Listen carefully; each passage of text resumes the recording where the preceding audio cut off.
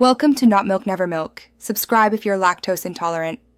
You'll start by making sure the keyboard has enough power and your device's Bluetooth is active. Plug in or charge until at least 50%, then switch the keyboard on. Once done, put the keyboard into pairing mode, usually by holding FN+C or the Bluetooth key.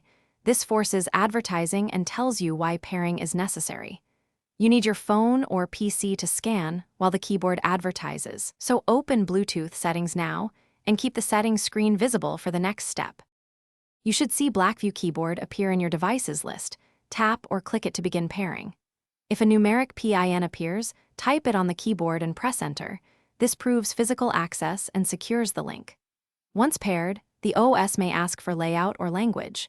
Choose the layout that matches the physical keys so characters map correctly. If you use multiple devices, you can follow the same steps and switch modes using the keyboard's device switch shortcut. Now test the keyboard in a Notes app. Type letters, use FN combos, and check media keys to verify full functionality. If anything behaves oddly, make sure the OS drivers or Blackview firmware are up to date. Updates fix layout, power, and Bluetooth stability.